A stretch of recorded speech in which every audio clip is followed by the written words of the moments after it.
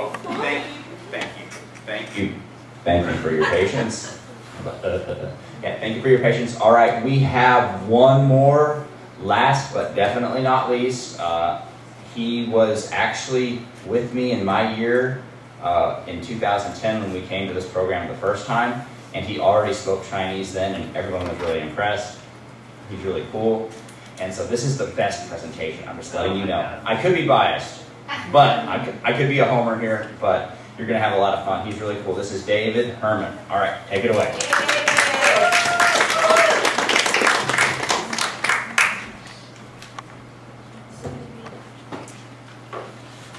Thanks, everybody, for being here, wrapping it up.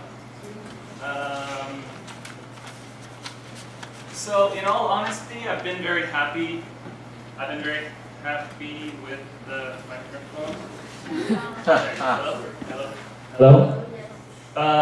I've been very impressed with everybody's presentations. I'm very happy to be here. Like Matthew said, I was here before, and I was in Miaoli, and there was so much support in Miaoli in terms of professional development, getting everybody together, doing activities, and it was tiring, but I gained a lot from it. This year I'm in Hualien, and it's wonderful, but you're just kind of on your own. You get support from the school, and that's it. And not that I hate that, but it makes me appreciate what I had when I was in Miaoli. We are good, Miaoli. So appreciate it. So I'm David. This year I am at Malin Junior High School. It's my first time teaching junior high school, so that's been a challenge. Kids are too cool for school. They don't like games, they don't like singing, they don't like all the things that I did in elementary school. They want to do high school level stuff, but they don't have the abilities. High school level stuff is cool enough if it's kids that are older than them, like materials, but they don't have the ability. So I've been spending a lot of time taking higher level things and adapting it so they can handle it and still have the confidence to try, but they also don't want to try because then they'll lose face and they want to be really cool in front of their friends and all that. So it's been an adventure, but at least it's beautiful. So I changed quite a bit. Again, because everybody's presentations have been so great, I've changed this quite a bit, or I've added some slides and stuff from what I had originally to add things that I've done and all that. So forgive me if my timing is a bit off. So junior high school, teaching 7th through 9th. I teach all of the 7th grade. We also have TU band, which is we call soccer boys. It's the soccer team. Schools can be famous for things, or like specialty, like they've been champions and stuff. So we've got the soccer team. You know, kids who don't care about school but love sports. And like in the afternoon, they're out playing soccer. And so in the morning is when they take classes. They're super cool. They're energetic. They're brave, which is the opposite of everybody else. But they also don't work or prepare. So it's an interesting group. I do 3 English clubs, 250 students, which feels huge to me, but after hearing that people have like thousands and stuff, I realized I was complaining when I shouldn't have been. But I really only see kids once a week, and so that's kind of a bummer. 5 co-teachers. Wilson is the teacher that I work with the most, and unfortunately he's leaving this semester, so that makes me feel bad. And Lulu, Hujuren, Pauline, and each of us, we do different things. I work the most with Wilson because we have the most classes together, so that's why it's a bummer that he's leaving. But I've met the new girl and she seems cool. We'll see how it goes. One of the things that I've appreciated the most, so I'm the first foreign teacher at my school, and so they don't know what to do with me. And a lot of people have made a similar complaint, like I sit down and I'm like, what do you want me to do? What is my role here? What are your expectations? And they're like, I don't know.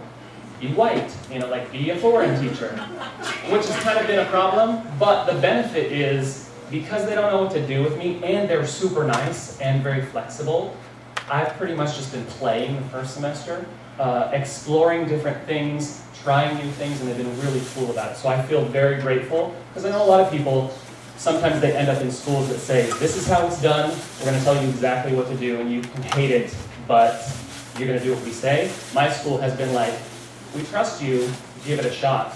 And I've been changing a ton, and I love it.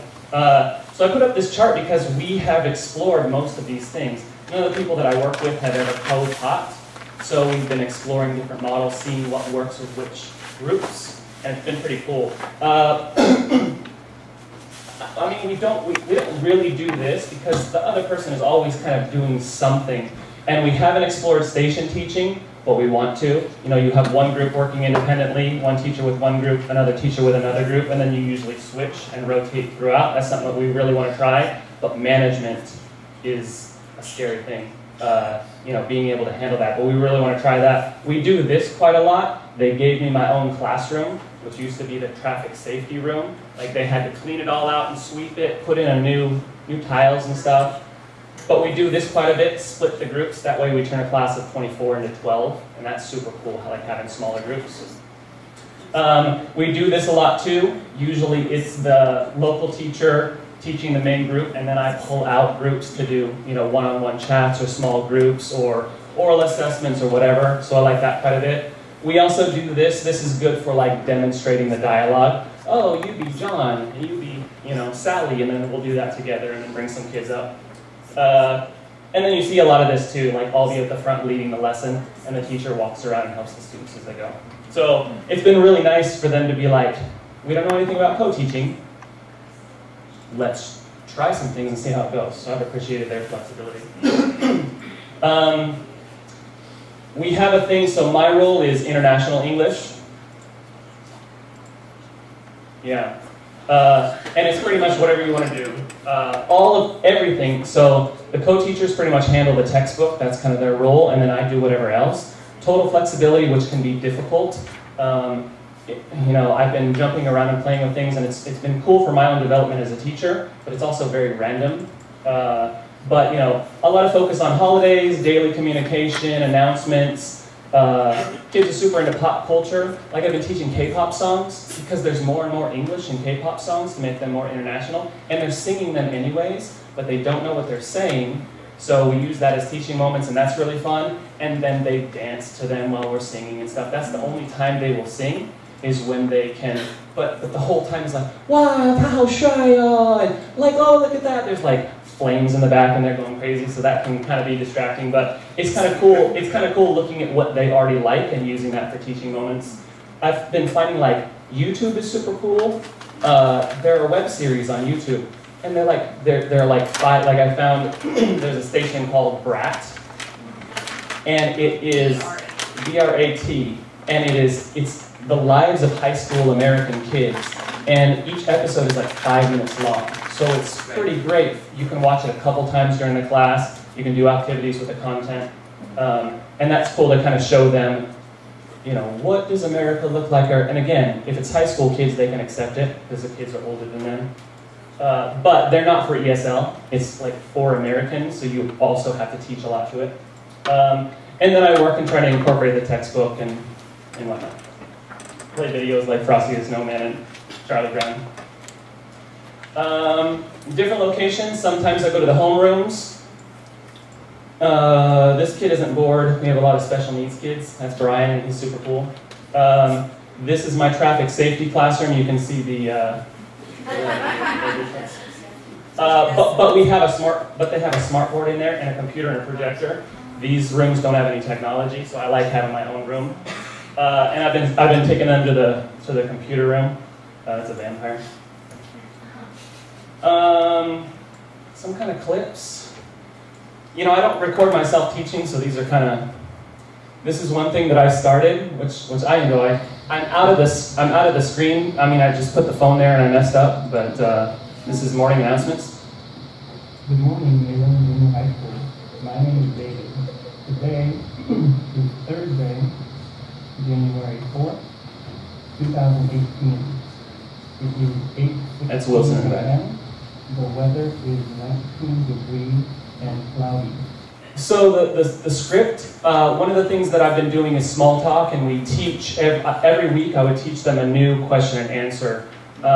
You know, so the reason that I said my name is David is because we first started with what's your name, my name is, what time is it, it's whatever, how's the weather, it's sunny and cloudy. And so morning announcements became the answers to the small talk that we had been teaching so that they could hear it every day. It's repetitive, but every day is different.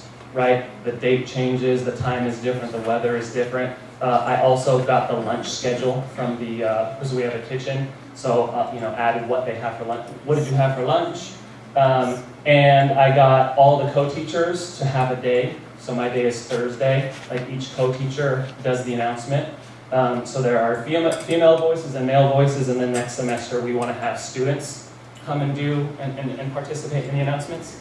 So that's been fun. Soccer boys. Again, I don't really have teaching videos. I just put this camera here the other day. There's Wilson. This is an example. 8 p.m. on Saturday.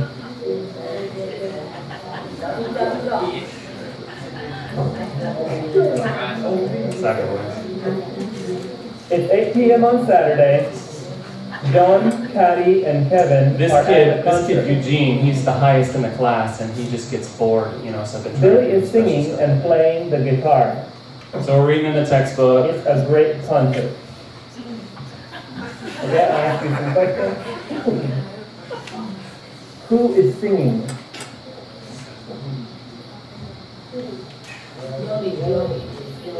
Billy is singing, very good. Who is playing the guitar? So I've been trying to work on their dialogues. One of the things that I've noticed is they can repeat after me, but they don't know what they're saying. So we've been working hard on comprehension. I make sure and ask questions, have them. I've been trying to get them to paraphrase and summarize and retell stories. Do you know what you're saying? Because parenting things is how you get a quick, okay, now you're done. But I want them to take responsibility and have, an understanding. So a lot of comprehension checks and comprehension questions. This is just one of my classrooms. They're prepping a dialogue. So I try to do a lot of partner work, a lot of small group work.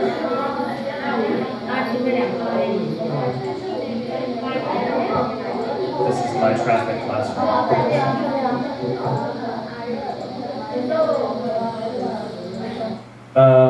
So yeah, that's that.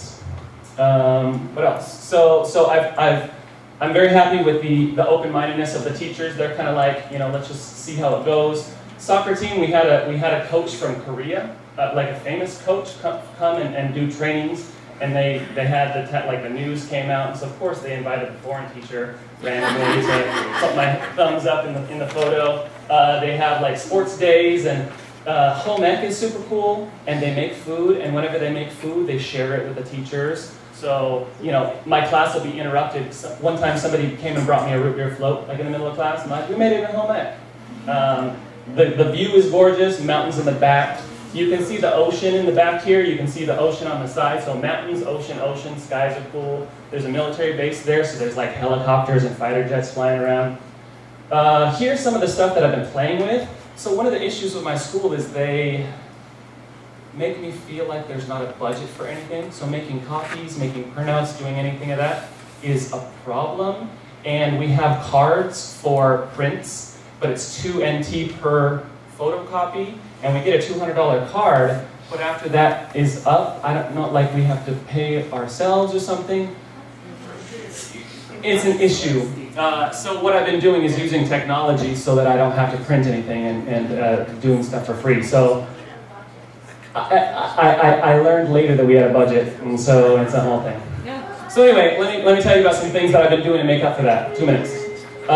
So I love YouTube. One of the things that I've been playing a lot with is captions. If you guys have noticed, they started doing automatic captioning. Sometimes it's kind of messed up, but it's a fun game for the kids to try and find what the problems are and how they actually said it correctly.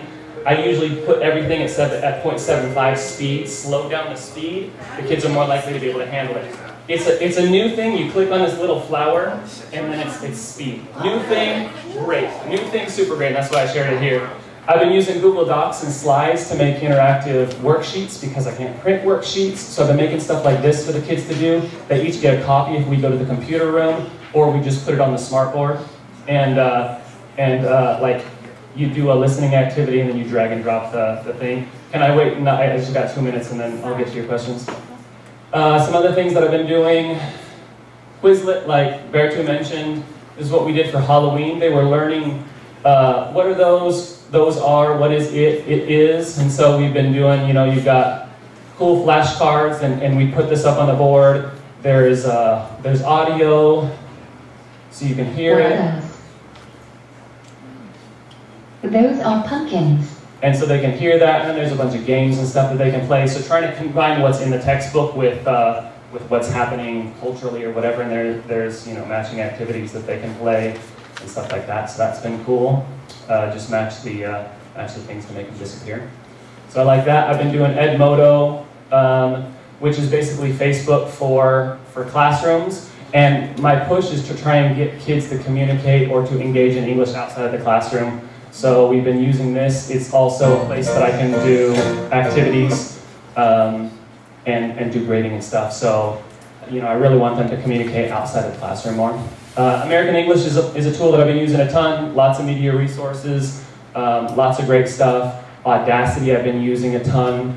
What I use Audacity for is to slow down the speed, to clip things. Instead of a 3-minute audio clip, I'll clip it down to 30 seconds. I'll make it slower and we'll use that. My time is up, some challenges. Kids write on stuff. I literally had to get rid of my desks and put in new tables because there were boobs and penises on everything. Trying to figure out what's going on with the budget. Passive students, trying to work on that. Goals, I want to be more systematic, work on assessments, behavior management, stuff like that. And some random thoughts. I want a smaller teacher. I want them to speak more than I speak. I want things to be collaborative and social. And I want them to learn how to work with each other, rely on each other, not just me. Because there's only one of me and there's so many of them. So I'm really trying to work on them learning how to be independent in their own learning. And here's where I live, right behind this building. So I make a point to go to the beach every day after work just because I can. Qualian's pretty great. And they give clothes and stuff, but the joke has become, I don't know if you guys have this, the government sends random stuff, and the joke becomes, I don't need another shirt, I need a raise. Or like, give me a bonus, I have a jacket, I have pants, I have shirts, they send fruit and then calendars, and people are like, can you just give us the money? Okay, thank you very much.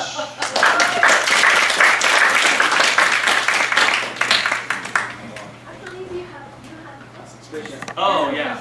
When you said you're not allowed to, it's hard using the printer. What do you do when it's assessment time? Like those papers I handed out yesterday, that was part of my assessment process where every student gets one. That's like 500 copies at the end of each grading period. Right. Because of the number of students, and I use that. I just circle the thing when they're doing their assessment. So it's boom, boom, boom. How do you do that if you can't print? I use the white side of the back of recycled paper, and I've gone through a ton, but I do it by hand, or I put things directly into the computer, and that is kind of one of the issues. Is when you've got 250 students. And if you're going to do the same activity with all of them, that's 250 copies per activity. So for that, let's just go to the computer lab, you do the same worksheet or whatever on the computer, and then you submit it into Edmodo. That means it's there, I don't have all this paperwork that I'm dealing with. You save the trees, but I feel that I'm forced to do that instead of having the option or the choice to do that. So. But yeah, one time I did, the computer lab was reserved at the time, so I just went ahead and made 20 copies for a club, song lyrics, and it cost 40 NT for my card, and I'm like, I only have 200 NT total on this card. But then I'm talking to Patrick, who is not here but also in Wally, and he's like, all the foreign teachers get a budget, so that you can do the things you want. I'm like, a budget? Is my school not telling me this? Or so if I've got a budget that I'm coming into, you bought your clothes. I'm gonna. You have a budget of I think it's 100,000, and your airfare. Every person I talk to is The different. budget comes with you. The school has a budget. For Right. me, it's 100.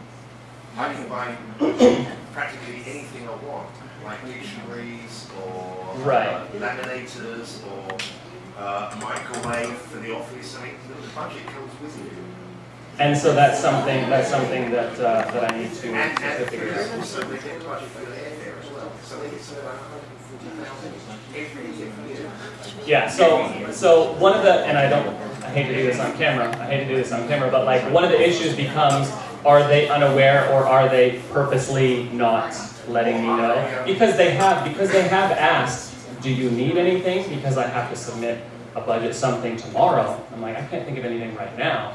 But then other people are like, you have this amount of money for things that you want to do. I'm like, well, if I knew that there was an amount of money for these things, you know, anyway, that's the thing. When I did the holiday thing, I made cookies for all of them. I'm never doing that again. But I was able to use the school money. I just turned it. You have to. There's like a specific number that you need to. So if you buy things for class, get that number from them. It goes on the receipt. And it goes on the receipt, and then they can reimburse you. But if you bring them a receipt that doesn't have that number on it, they're not reimbursable. Okay. Or like when I ordered books and dictionaries and stuff, I've just gone to my director and said, this is my book list that I want. These are the prices I found on my Amazon and places like that. Can you order these? I just have to make sure I give them the ISBN number. And then pop, and then like 3 weeks later, books. Also, sometimes they can get stuff from the publishers. Yeah. In the books, like we get all sorts of random stuff from publishers, and then sometimes if you want something specifically, we'll call them and say, hey, can we get more, like spinners, for instance, we can make small spinner games. Yeah. We'll just ask the publisher for that kind of stuff too. Yeah, so I would like initially I feel like I was made to feel like the school was really poor. None of the LETs are spending any money. They're just opening the textbook and doing what the textbook says. So why would I? But then finding out that that's not actually the case, like, well, that's probably something I need to address. So thank you for your suggestions. Another question? Or is it the same thing? Thank you all for your participation.